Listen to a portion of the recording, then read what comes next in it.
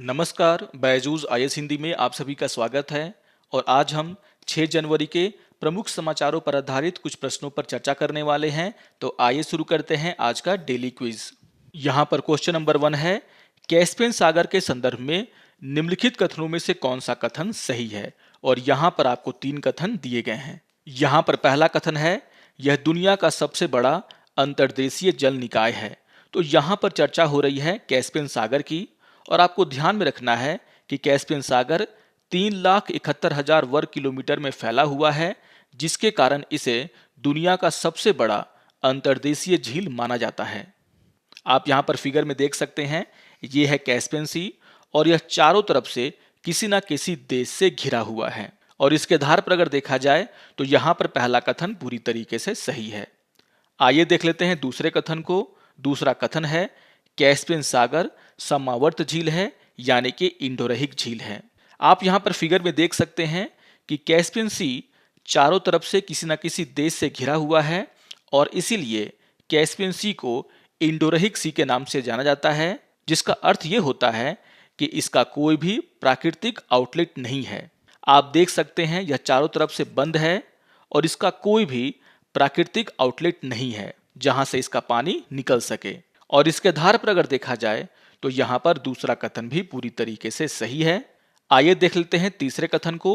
तीसरा कथन है, वोल्गा, यूराल, टेरेक कैस्पियन सागर में गिरती हैं। अगर हम कैस्पियन सी की बात करें तो आपको यह ध्यान में रखना है कि कैस्पियन सी में 130 से भी ज्यादा नदियां गिरती हैं। लेकिन अगर हम प्राथमिक सहायक नदी की बात करें तो वह नदी है वोल्गा नदी, जो लगभग 80% प्रवाहित जल प्रदान करती है। इसके अलावा यूराल नदी, कूरा नदी और टेरेक नदी कैस्पियन सागर में गिरती हैं, यानी कि यहाँ पर जो तीसरा कथन है वो भी सही है। और इसके आधार पर क्वेश्चन नंबर 1 का आंसर होगा आपका ऑप्शन नंबर डी। यहाँ पर तीनों के तीनों कथन सही हैं। इससे जुड़ा हुआ एक न्यूज आज के द हिंदू समाचार पत्र में आया है, जहां पर चिल्का लेक में आए प्रवासी पक्षियों की चर्चा की गई है। और यहाँ पर कहा गया है कि वाटर बर्ड स्टेटस सर्वे 2022 के अनुसार चिल्का लेक में इस वर्ष 10.74 लाख प्रवासी पक्षियों ने निवास किया है। और अगर हम इसका कंपेयर पिछले साल से करें तो यहाँ पर यह भी बताया गया है कि पिछले साल इसी समय में यहाँ पर 12 लाख से ज्यादा पक्षी आए थे। आप यहाँ फिगर में भी देख सकते हैं फ्लेमिंगो को उड़ते हुए। और आप सभी जानते हैं कि यहाँ पर जो ज्यादातर पक्षी हैं वह कैस्पियन सी, लेक बैकॉल और अरल सागर से उड़ते हुए चिल्का लेक के पास पहुंचते हैं। और इसी को आधार बनाकर के ये क्वेश्चन आपके सामने रखा गया था। तो बहुत ही इंपॉर्टेंट न्यूज है। और इसी न्यूज पर एक और क्वेश्चन है, यानी कि क्वेश्चन नंबर 2 को भी हम लोग देख लेते हैं। यहाँ पर क्वेश्चन नंबर 2 है, निम्नलिखित में से कौन से देश अरल सागर के साथ अपनी सीमा साझा करते हैं।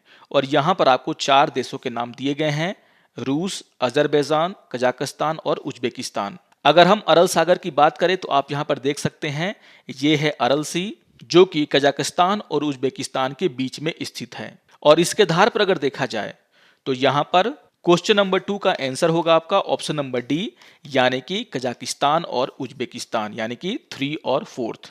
और इसी तरीके से आपको ध्यान में रखना है कि किसी न्यूज पर यूपीसी के द्वारा क्वेश्चन किस तरीके से बनाए जा सकते हैं। या तो क्वेश्चन उस न्यूज पर आधारित होगा, या फिर उस न्यूज में जो इंपॉर्टेंट बातें हैं, जिन स्थानों की चर्चा है, उससे भी यूपीएससी के द्वारा क्वेश्चन बनाया जाता है। और उसी को आधार बना करके ये दोनों क्वेश्चन आपके सामने रखा गया था। आइए अब क्वेश्चन नंबर 3 पर चर्चा कर लेते हैं। क्वेश्चन नंबर 3 है, प्रधानमंत्री सूक्ष्म खाद्य उद्योग उन्नयन योजना यानी कि पीएमएफएमई के संदर्भ में निम्नलिखित कथनों में से कौन सा कथन सही है। और यहाँ पर आपको 2 कथन दिए गए हैं। यहाँ पर पहला कथन है, यह एक केंद्र प्रायोजित योजना है जिसका उद्देश्य खाद्य प्रसंस्करण उद्योग के असंगठित खंड में मौजूदा व्यक्तिगत सूक्ष्म उद्योगों की प्रतिस्पर्धात्मकता को बढ़ाना है। तो यहां पर चर्चा हो रही है प्रधानमंत्री सूक्ष्म खाद्य उद्योग उन्नयन योजना की। अगर हम इस योजना की बात करें तो आपको यह ध्यान में रखना है कि इस योजना को आत्मनिर्भर भारत के तहत शुरू किया गया था। और यह योजना एक केंद्र प्रायोजित योजना है, यानी कि सेंट्रली स्पॉन्सर्ड स्कीम है। इसका अर्थ ये होता है कि अगर इस योजना को किसी स्टेट के द्वारा लागू किया जाता है तो यहाँ पर कुछ प्रतिशत पैसा केंद्र के द्वारा और कुछ प्रतिशत पैसा राज्यों के द्वारा खर्च किया जाएगा। आपको यह भी ध्यान में रखना है कि इसका उद्देश्य खाद्य प्रसंस्करण उद्योग में जो छोटे उद्योग हैं, जो व्यक्तिगत उद्योग हैं, उनको बढ़ावा देना है। उनकी उत्पादकता को बढ़ाने के लिए इन छोटे उद्योगों को किसान उत्पादक संगठनों, स्वयं सहायता समूहों और सहकारी समितियों के साथ जोड़ करके इनको फायदा पहुंचाना है। और इसके आधार पर अगर देखा जाए तो यहाँ पर पहला कथन पूरी तरीके से सही है। आइए देख लेते हैं दूसरे कथन को। दूसरा कथन है, योजना के तहत वर्ष 2020-21 से लेकर के 2024-25 तक 5 वर्षों की अवधि में 10,000 करोड़ रुपए के परिव्यय की परिकल्पना की गई है। अगर हम इस योजना के उद्देश्यों की बात करें तो यहाँ पर आपको ध्यान में रखना है कि इस योजना के तहत 2020-21 से लेकर के 2024-25 तक, यानी कि इन 5 वर्षों की अवधि में 10,000 करोड़ रुपए खर्च करने की योजना बनाई गई है। और इसके तहत लगभग 2 लाख से ज्यादा सूक्ष्म खाद्य प्रसंस्करण इकाइयों को सीधे सहायता देने की बात कही गई थी। और यह सहायता वित्तीय हो सकती है, तकनीकी हो सकती है, व्यवसायिक हो सकती है। और इसके आधार पर अगर देखा जाए तो यहाँ पर दूसरा कथन भी पूरी तरीके से सही है, यानी कि क्वेश्चन नंबर 3 का आंसर होगा आपका ऑप्शन नंबर सी। यहाँ पर दोनों के दोनों कथन सही हैं। इससे जुड़ा हुआ एक न्यूज कल के पीआईबी में आया है, जिसका शीर्षक है, खाद्य प्रसंस्करण उद्योग मंत्रालय ने इस योजना के तहत एक जिला एक उत्पाद के 6 ब्रांड शुरू किए हैं। आइए अब क्वेश्चन नंबर 4 पर चर्चा कर लेते हैं। क्वेश्चन नंबर 4 है, निम्नलिखित कथनों पर विचार कीजिए। और यहाँ पर आपको 2 कथन दिए गए हैं और आपसे पूछा जा रहा है कि उपयुक्त कथनों में से कौन सा कथन सही है। यहाँ पर पहला कथन है, भारत के संविधान के अनुच्छेद 348 के अनुसार अंग्रेजी भारत के सभी न्यायालयों की आधिकारिक भाषा है। तो यहाँ पर चर्चा हो रही है अनुच्छेद 348 की। आपको ध्यान में रखना है कि अनुच्छेद 348 का जो पहला भाग है वह यह प्रावधान करता है कि सर्वोच्च न्यायालय और प्रत्येक उच्च न्यायालय में सभी कार्यवाही अंग्रेजी भाषा में होगी, जब तक कि संसद के द्वारा कोई कानून बना करके किसी भाषा को इन न्यायालयों की कार्रवाई की भाषा नहीं बना दी जाती। यहाँ पर आपको ध्यान में रखना है कि अनुच्छेद 348 में सिर्फ सर्वोच्च न्यायालय और उच्च न्यायालय की चर्चा की गई है। और अगर हम स्टेटमेंट 1 को देखते हैं तो यहाँ पर कहा गया है कि अनुच्छेद 348 अंग्रेजी भाषा को भारत के सभी न्यायालयों की आधिकारिक भाषा बनाता है, जो कि गलत है। यहाँ पर आपको ध्यान रखना है कि अनुच्छेद 348 में सिर्फ सुप्रीम कोर्ट और हाई कोर्ट की चर्चा की गई है, सभी न्यायालयों की यहाँ पे चर्चा नहीं है। यानी कि यहाँ पर जो पहला कथन है वह गलत है। आइए देख लेते हैं दूसरे कथन को। दूसरा कथन है, किसी राज्य का राज्यपाल संबंधित राज्य के मुख्य न्यायाधीश की सहमति से राज्य के उच्च न्यायालय के समक्ष कार्यवाही में राज्य की राजभाषा के प्रयोग को अधिकृत कर सकता है। अगर हम अनुच्छेद 348 के दूसरे भाग की बात करें तो यहाँ पर यह कहा गया है कि किसी राज्य का राज्यपाल राष्ट्रपति की पूर्व सहमति से, यहाँ पर आप ध्यान देंगे कि यहाँ पर बात क्या कही गई है, राष्ट्रपति की पूर्व सहमति से उस उच्च न्यायालय की कार्यवाहियों में जिसका मुख्य स्थान उस राज्य में है, हिंदी भाषा या उस राज्य के शासकीय प्रयोजन के लिए प्रयोग में होने वाली किसी अन्य भाषा का प्रयोग प्राधिकृत कर सकेगा। यानी कि राज्यपाल राष्ट्रपति की सहमति से उसके राज्य में जो उच्च न्यायालय है उसके कार्रवाई की भाषा को बदल सकता है। लेकिन आपको ध्यान में रखना है कि यहाँ पर जो सहमति है वह राष्ट्रपति की लेनी पड़ती है राज्यपाल को। और यहाँ पर जो स्टेटमेंट 2 है वहां पर यह कहा गया है कि राज्यपाल को राज्य के मुख्य न्यायाधीश के सहमति के साथ ऐसा करना पड़ता है, जो कि गलत है। आपको ध्यान में रखना है कि यहाँ पर जो सहमति है वह राष्ट्रपति की है, ना कि हाई कोर्ट के मुख्य न्यायाधीश की। यानी कि यहाँ पर जो दूसरा कथन है वो भी गलत है। और इसके आधार पर अगर देखा जाए तो क्वेश्चन नंबर 4 का आंसर होगा आपका ऑप्शन नंबर डी। यहाँ पर दोनों के दोनों कथन गलत हैं। इससे जुड़ा हुआ एक न्यूज आज के द हिंदू समाचार पत्र में आया है, जिसका शीर्षक है, English is the language of court से गुजरात हाई कोर्ट। इस न्यूज में अनुच्छेद 348 की चर्चा हुई है, जिसको आधार बनाकर ये क्वेश्चन आपके सामने रखा गया था। आइए अब एक प्रीवियस में पूछे गए क्वेश्चन की चर्चा कर लेते हैं। और यह क्वेश्चन 2017 में पूछा गया था। क्वेश्चन नंबर 5 है, निम्नलिखित युग्मों पर विचार कीजिए। और यहाँ पर एक तरफ समानतः प्रयुक्त होने वाले पदार्थ की चर्चा की गई है और दूसरी तरफ उनमें पाए जाने वाले अवांछनीय रसायनों की चर्चा की गई है और आपको ये बताना है कि उपयुक्त युगों में से कौन सा सुमेलित है। यहाँ पर जो पहला पॉइंट है उसमें लिपस्टिक का जिक्र किया गया है जिसके सामने लिखा गया है लेड, तो यहाँ पर यह बात बिल्कुल सही है।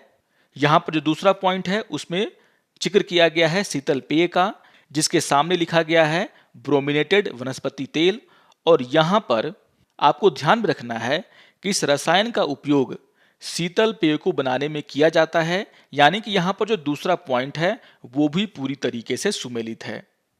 आइए देख लेते हैं तीसरे पॉइंट को। तीसरा पॉइंट है चाइनीज फास्ट फूड जिसके सामने लिखा हुआ है मोनोसोडियम ग्लूटामेट, और यहाँ पर यह रसायन भी चाइनीज फास्ट फूड में पाया जाता है, यानी कि यहाँ पर जो तीनों के तीनों कथन हैं वह पूरी तरीके से सुमेलित हैं और इसीलिए क्वेश्चन नंबर 5 का आंसर होगा आपका ऑप्शन नंबर डी, यहाँ पर तीनों कथन सुमेलित हैं। आइए अब आज के तथ्य के ऊपर चर्चा कर लेते हैं और आज हम चर्चा करने वाले हैं एसपीजी यानी कि विशेष सुरक्षा समूह के ऊपर, और इससे जुड़ा हुआ एक न्यूज आज के द हिंदू समाचार पत्र में आया है। अगर हम एसपीजी की बात करें तो आपको यह ध्यान में रखना है कि प्रधानमंत्री की सुरक्षा को एसपीजी के द्वारा देखा जाता है और एसपीजी भारत और विदेश दोनों में प्रधानमंत्री की हर समय सुरक्षा करता है। साथ ही उनके साथ उनके आधिकारिक आवास पर रहने वाले परिवार के सदस्यों की सुरक्षा भी एसपीजी के द्वारा की जाती है। एसपीजी का गठन 1988 में एक अधिनियम के द्वारा किया गया था और 2019 में इसमें एक संशोधन भी किया गया। इस संशोधन के बाद एसपीजी सुरक्षा सिर्फ भारत के प्रधानमंत्री को ही दी जाती है। तो यहाँ पर आपको ध्यान में रखना है कि अभी के टाइम एसपीजी सुरक्षा सिर्फ और सिर्फ भारत के प्रधानमंत्री को ही दी जाती है। एसपीजी का मुख्यालय दिल्ली के द्वारका में स्थित है और एसपीजी में केंद्रीय सशस्त्र पुलिस बल जैसे कि सीमा सुरक्षा बल, केंद्रीय रिजर्व पुलिस बल, केंद्रीय औद्योगिक सुरक्षा बल, आईटीबीपी जैसे केंद्रीय बलों से अपने कर्मियों को चुना जाता है। तो याद रखिएगा कि जो भी सेंट्रल फोर्सेस हैं उनके अच्छे जवानों को इसमें भर्ती किया जाता है। आपको यह भी ध्यान में रखना है कि एसपीजी की सुरक्षा पूर्व प्रधानमंत्री को भी दी जाती है, लेकिन यहाँ पर 2019 में जो संशोधन किया गया उसके अनुसार यह जो सुरक्षा है वह पूर्व प्रधानमंत्री को उनके पद के हटने के केवल 1 वर्ष तक ही दी जा सकती है। पहले यह सुरक्षा 5 वर्षों की थी, लेकिन जो नया संशोधन किया गया उसमें इसको घटा करके 1 वर्ष कर दिया गया है, यानी कि प्रधानमंत्री का पद छोड़ने के बाद 1 वर्षों तक उन्हें एसपीजी की सुरक्षा दी जाती है।